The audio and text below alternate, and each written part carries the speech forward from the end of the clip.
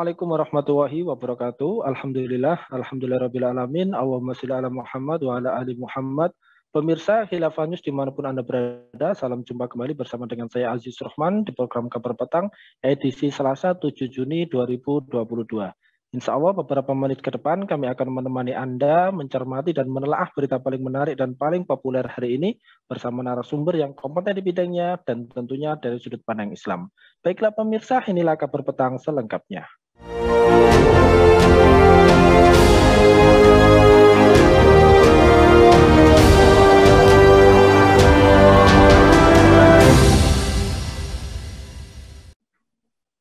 Pemirsa, surat edaran atau SE tentang penghapusan honorer yang ditekan Menteri Pendayagunaan Aparatur Negara dan Reformasi Birokrasi Menpan RB Cahyokumolo pada 31 Mei 2022 mendapatkan penolakan dari pegawai non-ASN.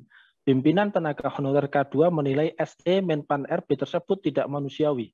Sebanyak 200.000 lebih honorer K2, tenaga teknis administrasi dan lainnya sakit hati. SE yang tidak dipakai Maksud kami SE yang tidak pakai hati nurani, kata Koordinator Wilayah Perkumpulan Honorer K2 Indonesia PHK 2I Kalimantan Selatan Anita kepada jppn.com Jumat 3 Juni yang lalu. Setelah menelisik isi SE Menpan RB tersebut, Anita dan kawan-kawannya melihat potensi kerugian yang dialami honorer sangat besar. Honorer K2 yang sudah masuk database Badan Kepegawaian Negara atau BKN malah mau disingkirkan tanpa penyelesaian secara berkeadilan. Nah pemirsa, apa dampak penghapusan status tenaga kerja honorer? Tepatkah penghapusan tenaga kerja honorer mulai tahun depan? Serta apakah tenaga kerja honorer belum mendapatkan perhatian yang layak oleh pemerintah? Pemirsa, untuk membahasnya kami telah terhubung dengan peneliti Pusat Kajian Peradaban Islam, Gus Uwi. Kita sapa dulu beliau. Assalamualaikum warahmatullahi wabarakatuh, Gus Uwi. Waalaikumsalam warahmatullahi wabarakatuh. Sehat, Kang Aziz. Alhamdulillah. Gus Uwi sendiri gimana ini? Kabarnya sehat, Bung? Alhamdulillah ini sehat. Alhamdulillah. Alhamdulillah. Baik, ini langsung saja ini, Gus. Sebagaimana di pemberitaan ini kan dikabarkan bahwa rencananya tahun depan di 2023 ini tenaga kerja honorer akan ditiadakan atau dihapus di instansi-instansi pemerintah. Nah, menurut Anda ini, Bung, apakah penghapusan tenaga honorer ini sudah tepat begitu, atau justru nanti bisa malah menambah jumlah pengangguran? Ini mohon tanggapannya ini.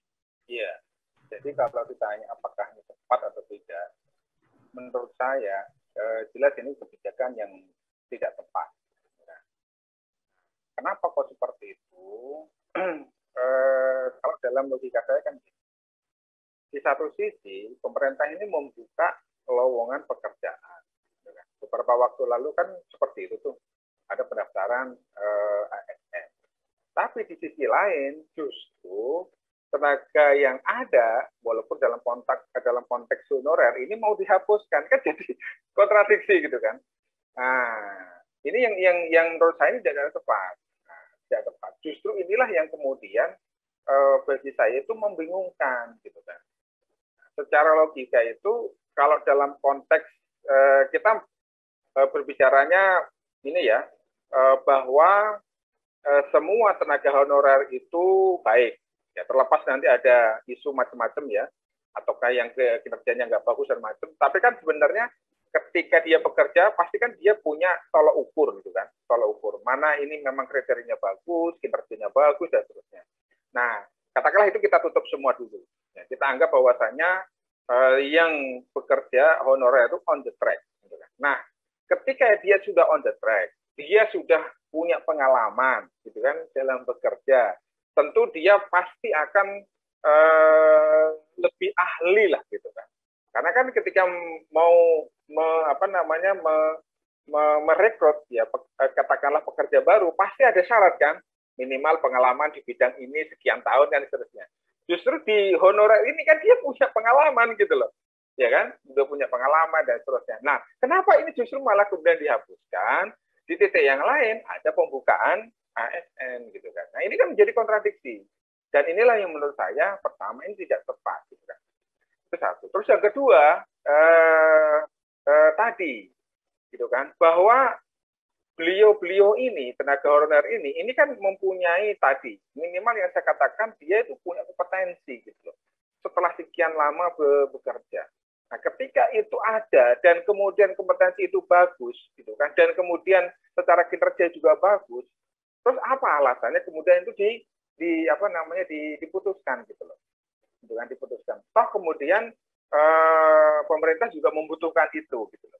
Jadi secara reasoning, istilahnya alasan yang logis gitu kan, untuk kemudian memberhentikan mereka itu apa gitu kan. Apakah kemudian negara nggak punya uang gitu kan, bangkrut, sehingga kemudian udahlah kalau karena nggak ada uang terus kemudian dipangkas gitu kan. Apakah itu alasannya itu kan, ataukah kemudian apa gitu loh. Nah ini kan kemudian tidak muncul itu kan, tidak muncul dalam surat edaran itu. Nah inilah yang kemudian akhirnya memang membuat dalam tanda kutip perlawanan gitu loh, perlawanan dari bapak-bapak, ibu-ibu tenaga honorer yang selama ini sudah bekerja gitu kan. Dan subhanallahnya itu kan kalau dilihat dari gajinya ini kan gaji ikhlas lillahi ta'ala lah istilahnya kan, itu kan jauh sekali dari standar. Oleh karena itulah kalau kemudian dikatakan apakah saya setuju, enggak, justru ini kelihatan sekali ininya something wrong-nya gitu loh, sesuatu yang salah di sisi ini. Nah, kenapa kok kemudian itu diambil gitu kan? Nah, reasoning yang tepat ini yang kemudian ini nggak muncul gitu. Pokoknya diputuskan saja. Nah, ini kan menurut saya ini sesuatu yang nggak tepat gitu kan, dan ini nggak pas dalam konteks saat ini, apalagi kemudian ditambah pasca pandemi ini kan kebutuhan ekonomi juga sangat-sangat luar biasa gitu kan. Terus kemudian banyak orang mencari kerja, ini kerja sudah ada kok malah kemudian diresignkan, itu kan jadi satu hal yang kemudian jadi pertanyaan juga gitu kan. Nah, gitu Mas. Ya baik, sebagaimana sudah Anda jelaskan tadi Gus, ini kan beberapa juga para tenaga kerja honorer ini sudah mengabdi cukup lama, tapi gajinya juga bisa dikatakan sekian itu ya, kalau untuk mencukupi kelihatannya belum ya, bahkan mereka juga punya keinginan untuk diangkat menjadi ASN, tetapi kemudian ada kebijakan ini. Nah, kalau melihat hal tersebut, kira-kira apa dampak dari penghapusan status tenaga kerja honorer nantinya ini? Jadi yang sebelum menjawab pertanyaan intinya Mas, saya ingin gambarkan ya, itulah realitas. Ternyata memang masyarakat itu butuh kerjaan. Sampai kemudian kerjaan yang dalam tanda kutip imbalannya itu enggak sesuai pun, itu pun diambil gitu loh. Itu diambil. Ya daripada nggak dapat kerjaan misalnya gitu loh Mas. Nah ini satu hal yang bisa kita tangkap dari fenomena tenaga honorer itu. Jadi ini sangat luar biasa. Udahlah effortnya yang dikeluarkannya begitu besar, gitu kan? Dampaknya sesuatu yang didapatkannya itu ya, katakanlah gajinya itu nggak seberapa. Kan kita bisa ngelihat tuh beberapa segmen video itu kan, guru honorer yang sempat viral itu kan, yang dia numpang di mohon maaf ya, di kamar mandi sekolah itu kan, disulap untuk jadi tempat tinggalnya dan seterusnya, kan sempat ramai itu kan. Kemudian ada yang dia kerja nyambi jadi tukang ojek dan macam-macam gitu kan, untuk menambah lah itu kan kekurangan gaji dan macam-macam. Nah ini menunjukkan bahwasannya luar biasa perjuangan mereka. Nah dan memang yang diharapkan itu adalah bisa dalam tanda kutip setelah mengabdi sekian tahun itu diangkat menjadi pegawai tetap atau ASN. Itu harapannya memang begitu. Sudah apa-apalah, aku berjibaku begini, itu kan dari sisi gaji, dari sisi honor itu nggak seberapa, nggak apa-apa. Karena harapannya ke sana. Ini memang sesuatu yang memang diharapkan. Dan realitasnya biasanya memang seperti itu, gitu loh. Biasanya seperti itu. Karena saya melihat banyak dari dulu senior-senior saya itu dia honorer guru, terus kemudian pengabdian dilihat kinerjanya, terus kemudian naik ke ASN. Nah, itu ada sebuah mekanisme yang sebelumnya itu terjadi seperti itu. Nah, ketika kemudian ada surat edaran Kemenpan itu yang kemudian akan menghapuskan ini jelas akan berdampak yang luar biasa jelas. Kalau dari sisi penambahan pengangguran jelas gitu kan.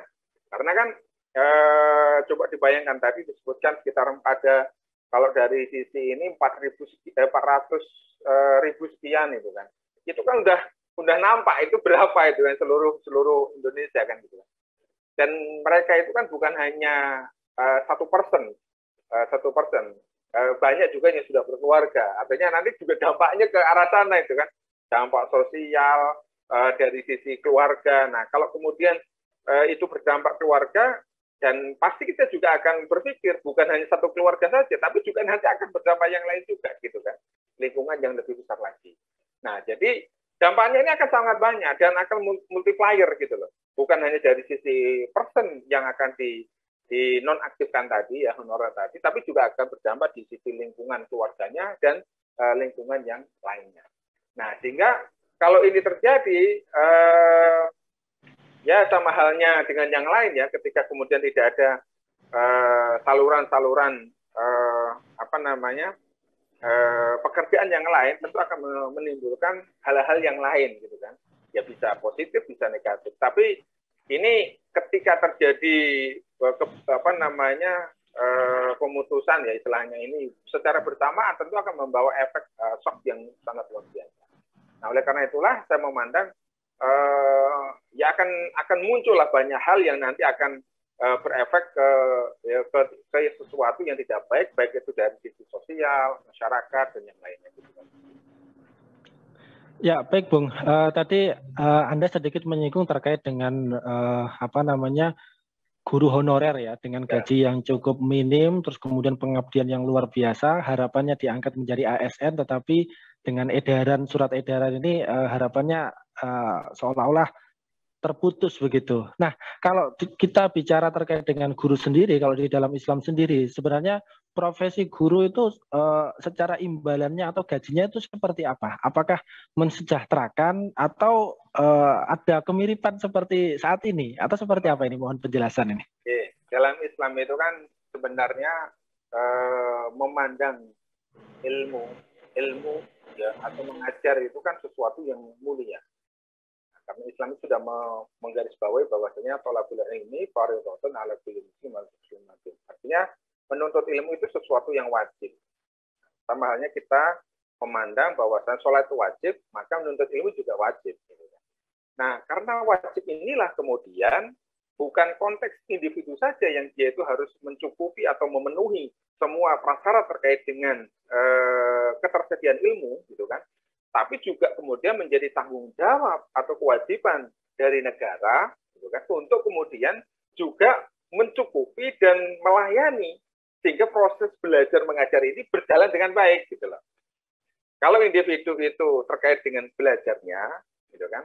Nah, dalam konteks bernegara itu, negara ini maka dia itu harus memenuhi semua hal-hal, semua faktor-faktor sehingga kemudian proses wajibnya menuntut ilmu itu berjalan dengan baik. Apa aja? Mulai dari keberadaan guru yang baik kan gitu. Terus kemudian sarana prasarana pendidikan yang baik, kurikulum yang baik dan semuanya gitu. Nah, itu menjadi cakupan dari negara. Nah, karena persepsinya itu seperti itulah kemudian negara itu berkewajiban mencetak, mengadakan dan mengkondisikan sehingga guru itu benar-benar seperti layaknya guru gitu loh, gitu kan? Yang dia itu nggak berpikir yang lain, ngajar gitu kan. Nah, oleh karena itulah, karena persepsi seperti itu, kebutuhan guru di dalam konteks Islam itu dicukupin semuanya, mulai dari gajinya, mulai dari peningkatan kemampuan keilmuannya, gitu kan?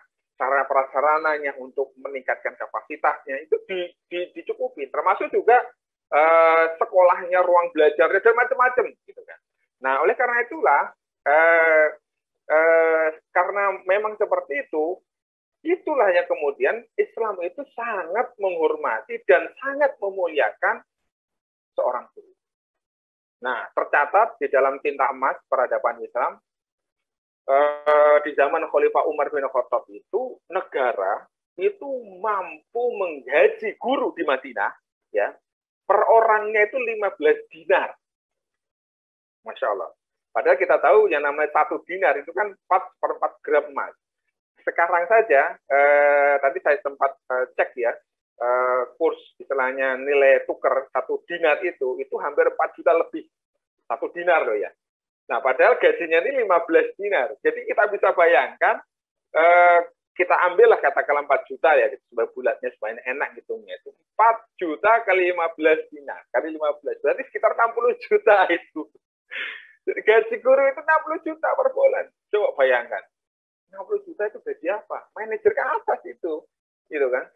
Yang pimpinan perusahaan bonafit lah. Nah, artinya apa? Coba bayangkan, dengan gaji itu, maka seorang guru itu akan memang totalitas mengajar, totalitas memperhatikan muridnya, totalitas akan memberikan curahan kasih sayangnya, dan seterusnya. Gitu loh. Nggak seperti tenaga honorer sekarang yang kemudian mohon maaf, ya, gajinya nggak sampai 1 juta. Bagaimana dia akan totalitas berpikir untuk memberikan pendidikannya terbaik, memberikan curahan kasih sayangnya dia kepada anak didiknya. Karena pikirannya itu nggak ke sana. Besok saya makan apa ya? Saya ini gaji segitu dengan anak 2, kayaknya nggak cukup. Saya harus mencari tambahan lagi dan seterusnya gitu loh. Nah, jadi ini sangat diametral antara yang terjadi saat ini dengan bagaimana ya Islam ya dalam konteks negara itu memberikan gaji dan kesejahteraan yang luar biasa kepada guru. Nah, itu dalam konteks gajinya saja loh ya. Belum nanti bagaimana jaminan-jaminan yang diberikan oleh negara kepada rakyatnya, dan itu berlaku untuk semuanya, bukan hanya untuk guru. Contoh misalnya jaminan pendidikan, jaminan kesehatan, jaminan transportasi, keamanan, gitu kan, kesehatan, itu semua dijamin, gitu kan. Bahkan kemudian di dalam konsepsi Islam, kalau bisa gratis, itu gratis.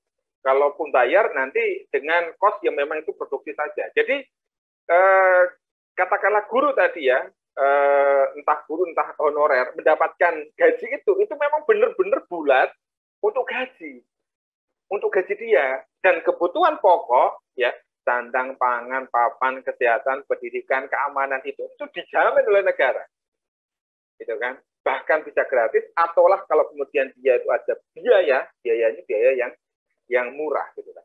Nah jadi benar-benar gaji itu nanti untuk kebutuhan dia gitu loh. Nah sekarang itu kan tidak, Mas Haji. Coba bayangkan, orang itu bekerja dapat gaji itu habis untuk kebutuhan dasar, untuk kebutuhan esensial, ya kan, untuk kebutuhan pendidikan, untuk kebutuhan sandang, pangan, papan, itu kan, itu habis untuk itu. Nah dalam Islam itu nggak seperti itu konsepnya, ya. Untuk kebutuhan esensial itu dijamin oleh negara. Nah jika orang bekerja ini itu sebenarnya untuk kebutuhan sekunder yang tersier, gitu kan. Maka ini akan menjadi sesuatu yang berbeda konsepnya, gitu kan.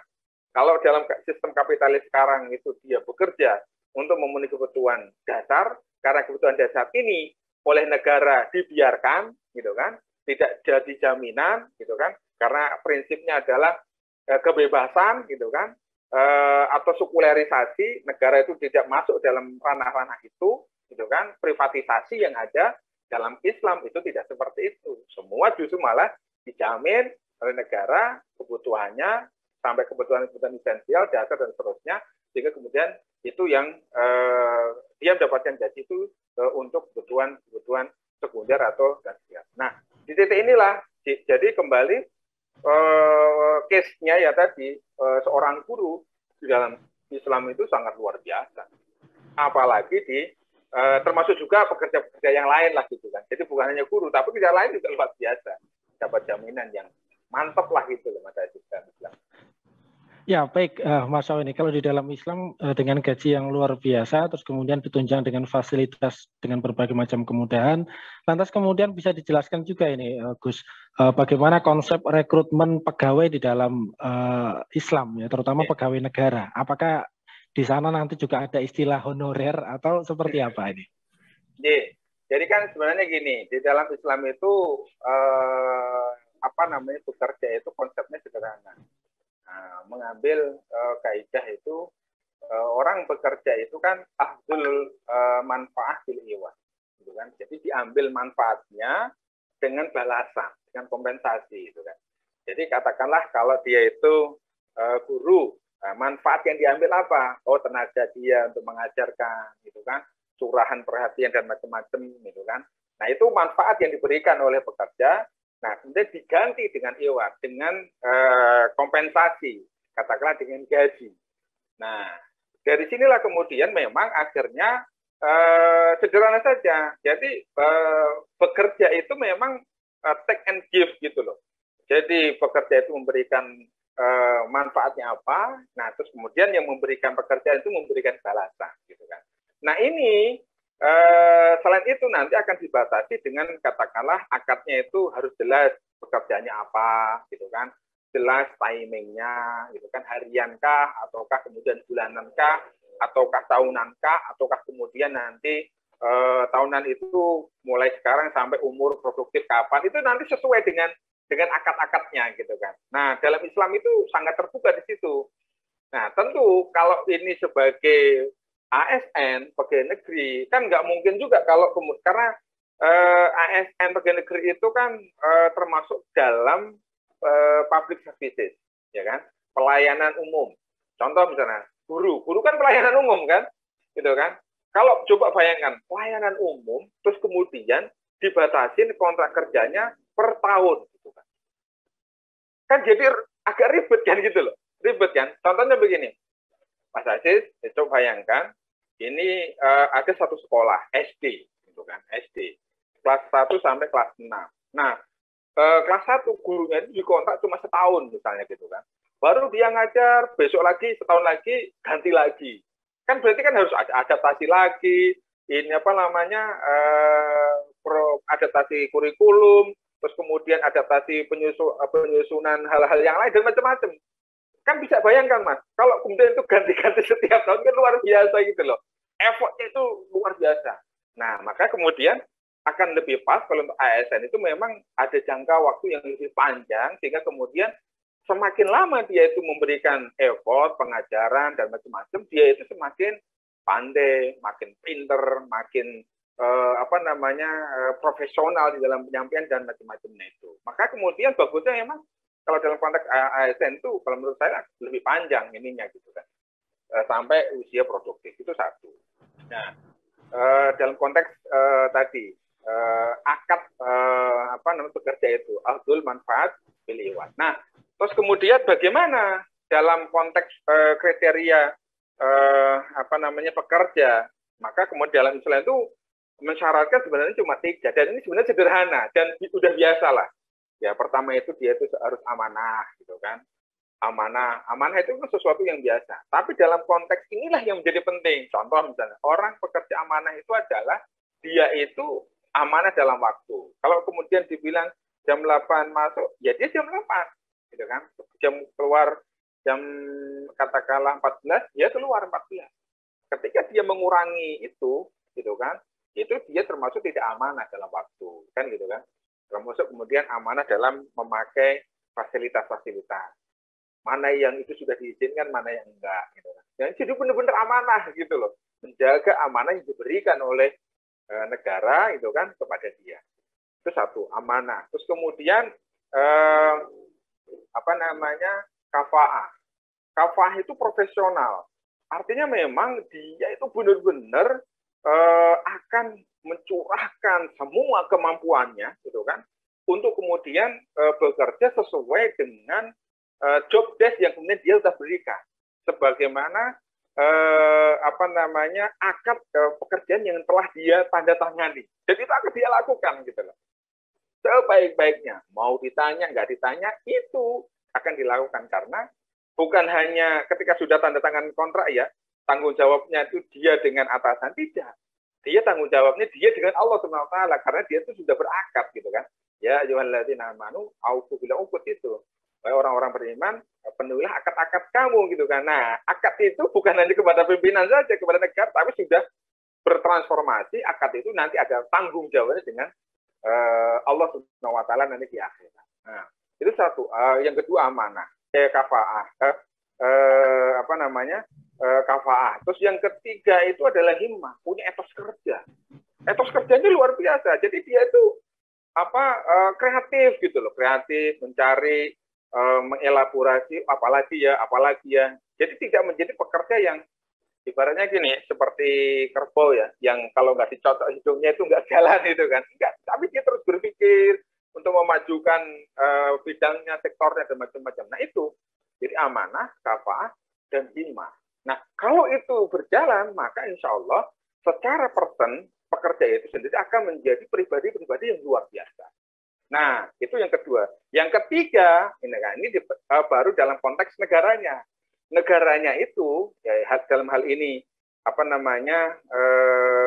pihak yang mempekerjakan pekerja ini, dalam artian negara itu, dia akan satu, memberikan hak-haknya dengan baik. Kan? Terus yang kedua, dalam konteks negara menjaga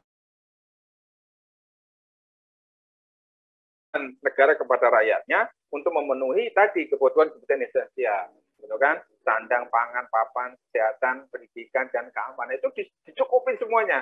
Kalau itu semuanya dicukupi, maka siapapun, ketika dia bekerja, baik itu untuk ASN maupun bukan untuk ASN atau pekerja swasta sekalipun, maka dia akan totalitas untuk totalitas untuk bekerja. Karena apa? Ya tadi, ibarat orang bekerja itu, dia satu, basicnya tadi ya, kriterianya tadi seperti itu. Terus yang kedua, negara juga mau menjamin sesuatu yang esensial, yang itu menjadi hal yang sangat mendasar dalam kehidupan dia. Kalau sudah begitu, Mas, saya yakin orang itu akan bekerja luar biasa. Nah, gitu, Mas. Ketika ini terjadi semuanya, maka insya Allah, carut-marut katakanlah tadi tenaga honorer yang begini begitu dan macam-macam itu tidak akan terjadi di dalam Islam. Gitu. Ya baik, Mas Syawani, penjelasan yang luar biasa ini. Syukran wa jazakumullahu khairan kasihan kepada Gus Uwi atas penjelasannya, dan juga terima kasih telah hadir di Kabar Petang pada edisi kali ini. Insya Allah nanti kita ketemu lagi di lain waktu dan juga di lain kesempatan. Assalamualaikum warahmatullahi wabarakatuh. Waalaikumsalam. Baik pemirsa, demikianlah Kabar Petang pada edisi kali ini. Semoga Anda mendapatkan banyak manfaat dari acara kami. Jangan lupa saksikan kami besok di jam dan channel yang sama. Dan jangan lupa juga like, comment, share, subscribe, serta klik tekan tombol loncengnya agar tidak ketinggalan update terbaru dari Khilafah News. Karena hanya di sinilah Anda akan mendapatkan informasi aktual, terpopuler, dan tentunya dari sudut pandang Islam. Akhirnya saya Aziz Rahman beserta seluruh kru yang bertugas undur diri. Wassalamualaikum warahmatullahi wabarakatuh.